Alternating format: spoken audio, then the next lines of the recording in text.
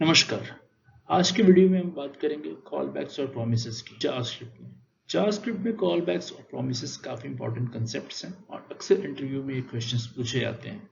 Interviewers अक्सर candidates को confuse करने की कोशिश करते हैं कॉल बैक्स और प्रोमिसेस में क्या डिफरेंस है, कैसे ये दोनों काम करते हैं। तो हम जानेंगे इस वीडियो में डिटेल में कि कैसे कॉल बैक्स और प्रोमिसेस जावास्क्रिप्ट को एक एसिंक्रोनस प्रोग्रामिंग लैंग्वेज बनाने में उपयोगी साबित होते हैं। सबसे पहले बात करते हैं कॉल बैक्स की। जैसा कि नाम बताता है, call back, function which is called back. यहाँ पे कोड एग्जांपल है, प्रोसेस यूजर इनपुट यूनिट। ये एक फंक्शन है जिसको हम एग्जीक्यूट करते हैं और इसके आर्गुमेंट में एक फंक्शन ही पास करते हैं। जैसा कि हम जानते हैं जावास्क्रिप्ट में एक फंक्शन भी एक ऑब्जेक्ट होता है। तो यहाँ पे ग्रीटिंग एक फंक्शन है जो as an object process user input function के आर्गुमेंट में पास किया गया है और इस फंक्शन को हमने इन्वोक किया है प्रोसेस यूजर इनपुट के अंदर। यहाँ पे प्रोसेस यूजर इनपुट एक आउटर फंक्शन के रूप में काम करेगा और कॉल बैक जो ग्रीटिंग को रिप्रेजेंट करेगा, बेसिकली ये एक इनर फंक्शन होगा जो एग्जीक्यूट किया जाएगा। तो कॉल बैक का ये एक सबसे सिंपल एग्जांपल है जिसमें हम देख सकते हैं कैसे एक फंक्शन को हम पास कर सकते हैं as an argument inside a function और फिर उसको इन्वोक कर सकते हैं और फिर उसको एग्जीक्यूट करके उसकी वैल्यूज को भी हम यूज कर सकते हैं। जावास्क्रिप्ट में सीक्वेंशियल काफी सारे सीक्वेंशियल एक्शंस को परफॉर्म करने के लिए डेवलपर्स कॉलबैक्स का यूज करते हैं, लेकिन चूंकि इसका सिंटेक्स कुछ इस प्रकार से है तो कभी कभी ऐसा भी होता है कि एक फंक्शन के अंदर एक कॉल बैक फंक्शन कॉल हुआ, फिर उस कॉल बैक फंक्शन के अंदर एक दूसरा कॉल बैक फंक्शन कॉल हुआ, तो एक चेन बन जाती है। और जब इनमें से कोई एक पर्टिकुलर फंक्शन अपनी ऑपरेशन को सक्सेसफुली कंप्लीट नहीं करता है तो एरर थ्रो होती है और एट टाइम्स उस एरर को पिन पॉइंट करने में कहाँ पर गड़बड़ी हो रही है, कहाँ पे वो एरर क्रिएट हो रहा है, वो काफी दिक्कत हो जाती है, हम पकड़ नहीं पाते हैं। इस सिनेरियो को कॉल बैक हेल बोला जाता है। उसका भी एक एग्जांपल हम लोग अपने कोड एग्जांपल्स में देखेंगे। ये थ्योरेटिकल बातें हैं यहाँ पर, अभी हम बहुत ही जल्द कोड एग्जांपल्स भी देखेंगे।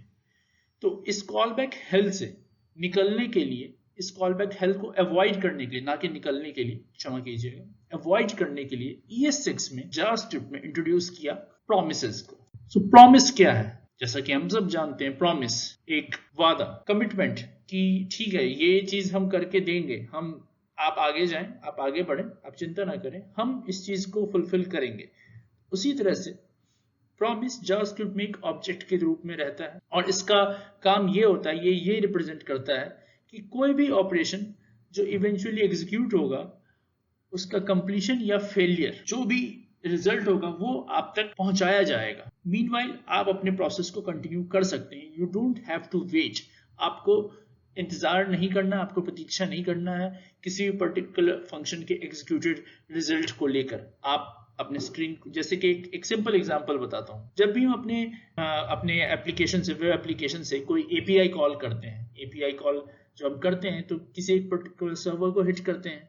लेट्स से हम एक लिस्ट ऑफ रिकॉर्ड्स फेच करना चाहते हैं फ्रॉम सर्वर, रिकॉर्ड्स डेटाबेस में स्टोर्ड हैं, तो हमने एक एपीआई कॉल किया, वहां पे सर्वर पे एपीआई एंड पॉइंट हिट हुआ और फिर वो सर्वर जो है डेटाबेस के पास जाता है, वहां से रिजल्ट्स लेके आता है और फिर उसको सम फॉर्मेटिंग करके या जो भी उसे करना है और वो करके आप तक पहुंचाता है, एंड यूजर तक पहुंचाता है।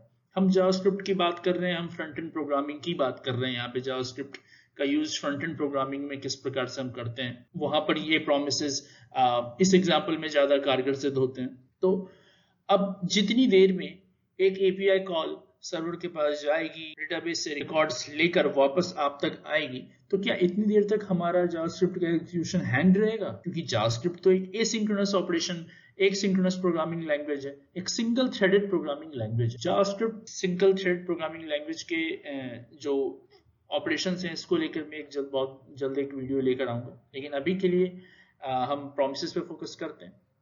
तो जावास्क्रिप्ट एक सिंगल थ्रेडेड प्रोग्रामिंग लैंग्वेज है।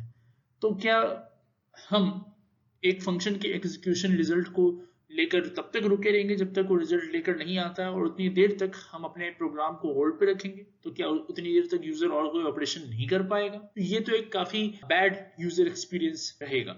इस चीज को रिमूव करने के लिए, इस चीज को अवॉइड करने के लिए प्रोमिसेस काफी ज्यादा हेल्पफुल साबित होते हैं। प्रोमिसेस के अंदर दो कॉल बैक फंक्शंस को हम एज एन आर्गुमेंट पास करते हैं, जो कि होते हैं रिजॉल्व और रिजेक्ट। तो प्रॉमिस के 3 स्टेट्स होते हैं। एक होता है पेंडिंग स्टेट, दैट मीन्स कि जब आपने लेट्स से कि एक एपीआई कॉल करी है आपने, उसका रिजल्ट अभी तक आपके पास आया नहीं है, वेदर इट इज सक्सेसफुल और फेलियर नोबडी नोज। आपने एपीआई कॉल करी है, it is still awaiting the result, उस टाइम वो पेंडिंग स्टेट में है।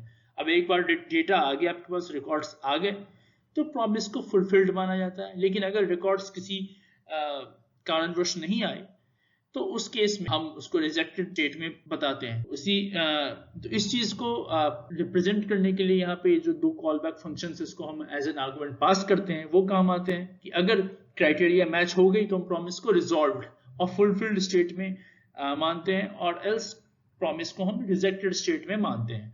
इनके कोड एग्जांपल्स हम आगे देखते हैं। तो सबसे पहले हम कोड एग्जांपल देखते हैं कॉल बैक्स का। जैसे कि हम देख सकते हैं, प्रोसेस एक फंक्शन है जिसे हमने एग्जीक्यूट किया है, और इसके अंदर as an argument print name नाम का एक फंक्शन हम पास ऑन कर रहे हैं। जावास्क्रिप्ट में प्रिंट नेम जो एक फंक्शन है, ये भी एक ऑब्जेक्ट ही है, और इस ऑब्जेक्ट को हम as an argument process function में पास कर रहे हैं, और यहाँ पर इसे हम इन्वोक कर रहे हैं।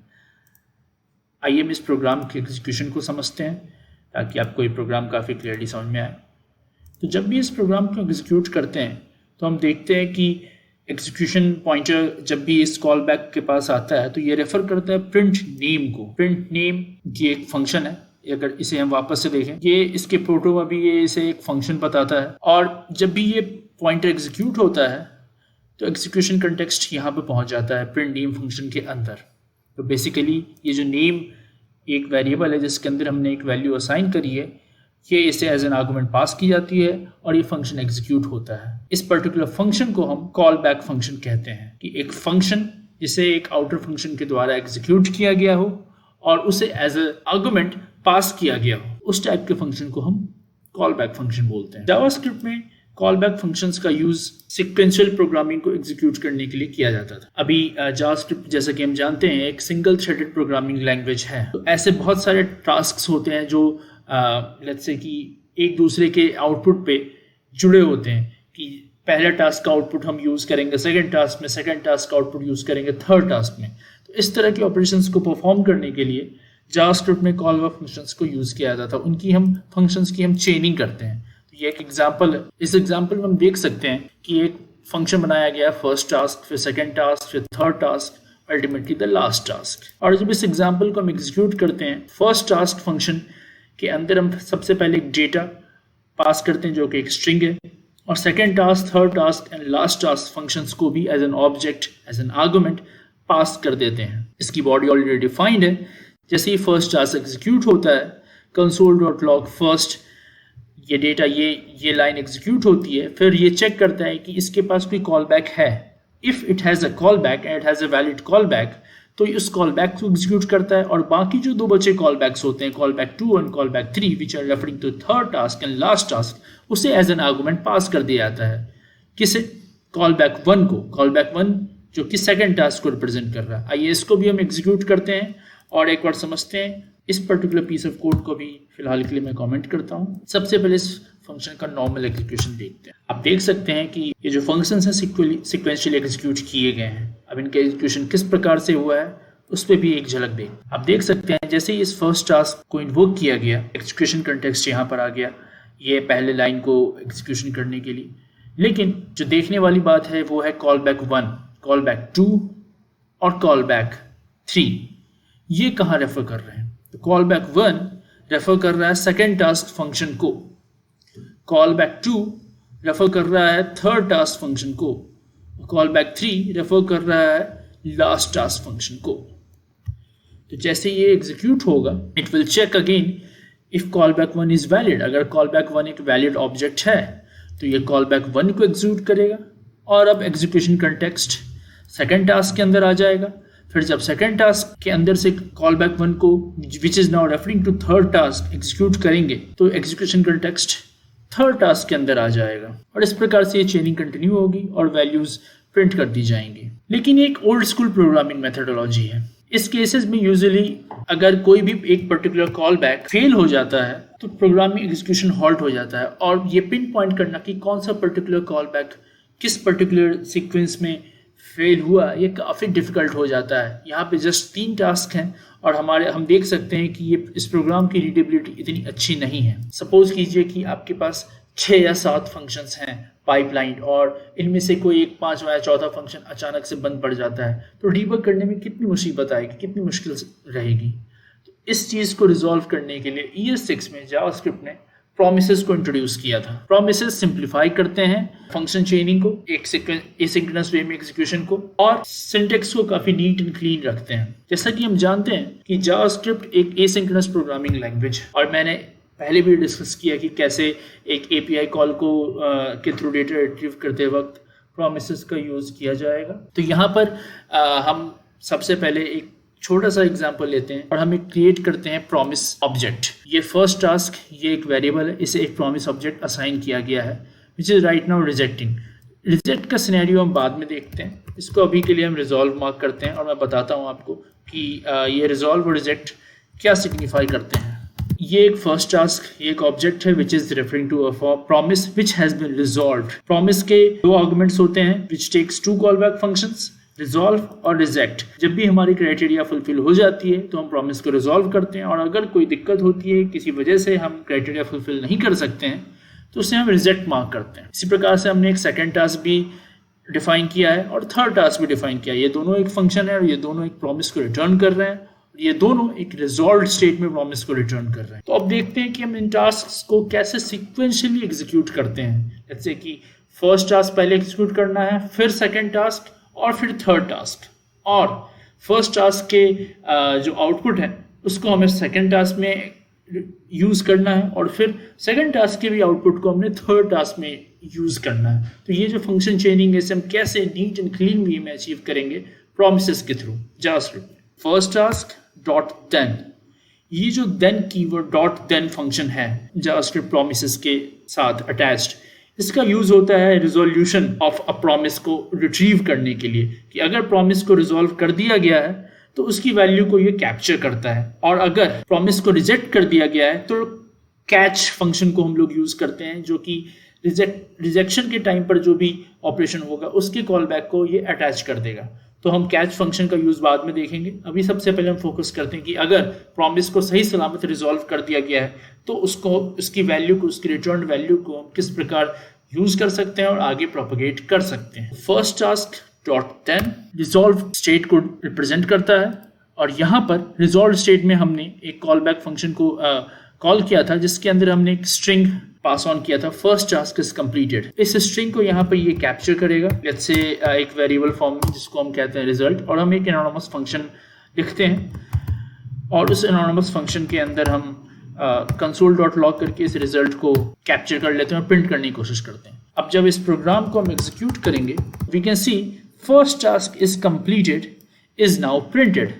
सो basically when first task promise is resolved, then we take this result and print it as an output. अभी हम इस रिजल्ट को चाहें तो अगले प्रॉमिस को भी पास ऑन कर सकते हैं और फिर उसके रिजल्ट को भी हम रिट्रीव कर सकते हैं। For example, we can now call second task function which is again returning a promise but expecting an argument. ये second task function भी एक argument को expect कर रहा है। ये जो रिजल्ट फर्स्ट टास्क के थ्रू प्रोपेगेट हुआ है उसे हम पास ऑन कर देते हैं सेकेंड टास्क, और अगर ये सक्सेसफुली रिजॉल्व्ड है तो फिर इसके आउटपुट को भी हम कैप्चर करते हैं। इस प्रोग्राम को हम वापस एग्जीक्यूट करते हैं। We can see now first task is completed. यहाँ पे फर्स्ट टास्क के प्रॉमिस को रिजॉल्व किया गया है, और हमने फर्स्ट टास्क की प्रॉमिस को रिजॉल्व करने के साथ साथ सेकेंड टास्क को इन्वोक कर दिया था। सेकेंड टास्क भी एक प्रॉमिस को रिटर्न करता है, इसलिए हम लोगों ने वापस से डॉट देन का यूज किया है उसके रिजॉल्व स्टेट को रिट्रीव करने के लिए, और इसे भी हमने प्रिंट कर दिया है। इसी प्रकार हम चाहे तो थर्ड टास्क को भी यहाँ पे चेंज कर सकते हैं, और थर्ड टास्क के अंदर भी इस आउटपुट को पास ऑन करके थर्ड टास्क को भी रिजॉल्व किया जा सकता है सिमिलर फॉर्म में। और जब इस फंक्शन को वापस एग्जीक्यूट करेंगे तो हम देख सकते हैं first task is completed, second task is completed, third task is completed. So जो एग्जीक्यूशन स्टेट है वो फाइनली यहाँ पर हमें दिख सकती है। अगर इस प्रोग्राम को हम एग्जीक्यूट करते हैं तो आप देखेंगे कि ये पर्टिकुलर जो पॉइंट है लाइन नंबर 14, यहाँ पर जो रिजल्ट है that will be the string concatenation of this format. Let's try to debug this. सबसे पहले एग्जीक्यूशन स्टेट को हमने एग्जीक्यूट करने की कोशिश करी और यहाँ पर आप देखिए जैसा कि मैंने बताया था result first task is completed, second task is completed, और जब ये थर्ड टास्क को रिजॉल्व करेंगे तो ये भी इसके ऊपर अपेंड कर दिया जाएगा। मैं इसे वापस से भी एक बार दिखा सकता हूँ। अगर हम हर जगह ये इसके रिजॉल्व स्टेट पे ब्रेक पॉइंट लगाते हैं, इसे एग्जीक्यूट करने की कोशिश करते हैं तो हमें समझ में आएगा ये कैसे काम कर रहा है। सबसे पहले देखिए फर्स्ट टास्क एक प्रॉमिस हमने बनाया और उसे हमने रिजॉल्व किया। फिर इस फर्स्ट टास्क के रिजॉल्व स्टेट को रिट्रीव करने की कोशिश करी। इसके रिट्रीवल पे हमने सेकंड टास्क को इन्वोक किया। सेकंड टास्क के अंदर से ये प्रॉमिस जो रिटर्न हो रहा है अब हम रिट्रीव कर रहे हैं। प्रॉमिस को हमने रिजॉल्व किया है, फिर इसको हम रिट्रीव करेंगे। क्षमा कीजिएगा, मैंने बोलने में गलती करी है। अब इस एग्जीक्यूशन स्टेप से जब आगे बढ़ेंगे तो थर्ड टास्क इन्वोक किया गया। यहाँ पे भी ये एक प्रॉमिस को रिटर्न करता है जिसको हमने एक रिजॉल्व स्टेट में मार्क किया है और इसके बाद हम अपने रिजल्ट को एक्सिक्यूट कर देंगे। तो ये पर्टिकुलर फॉर्मेट में रिजल्ट हमारा एक्सिक्यूटेड आएगा। नाउ व्हाट हैपेंस अगर फर्स्ट टास्क ये जो प्रॉमिस है